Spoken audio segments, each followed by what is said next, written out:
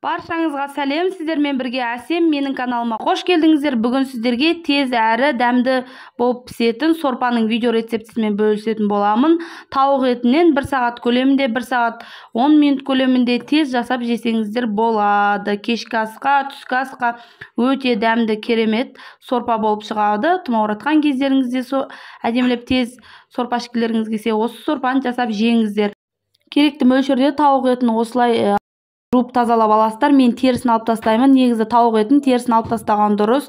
Және де 3 адамға арнап жасадым. Сіздер көп адамға арнап жасасаңыздар, 2 есеге 3 есеге көлемін көбейтетін боласыздар. Қанша мөлшерде керек, қандай заттар керек, видеоның астына описаниеге қалдыратын боламын. Және де осылай қазанымызға суымызды құйып, осылай тауық етін салып, қақпағын жауып бір қайнатып аламыз. Осылай бір қайнағаннан кейін жақсылап, әдемілеп тазалап, көбігін алып, астын басып қоямыз. Көбігін алып болып, қақпағын жауып, жай отта қайната бересіздер. Картошкамызды керекті мөлшерде үйде бар заттар, сәбіз, пияз, осылай перец қатырылған, мұздатқышқа қатырылған перец болғандықтан перецімді қостым. Чеснок бар екен үйде, сол чесногымды қостым. Осылай жақсылап, бәрін кубиктап, әдемілеп видеода көріп тұрғандарыңыздай турап аласыздар. Және де енді қайнап тұрған сорпамыздың үстіне осы барлық 4 затты саласыз. Картошканы да сала беріңіз.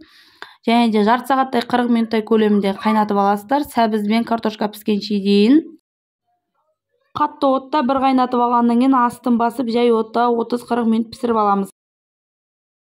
Және де сәбізім картошкам пісті. Енді тұзы жоқ болатын еттің, және де тұз қостым керекті мөлшерде. Жақсылап осылай араластырып, енді осылай сұйықтық, осылай сорпа ұнайтын болса, осылай шеберсеңіздер де болады. Еті де піскен, сәбіз де піскен уже дайын. Немесе кішкене вермишель қосқыларыңыз келсе, мен осындай майда вермишель қосамын. Қалауларыңызға қарай қоса берсеңіздер болады. Кішкене ғана қостым. Қайнап тұрған сорпамыздың үстіне салып, бір қайнағаннан кейін араластырып, жай отта 5-10 минуттай пісіріп аласыздар.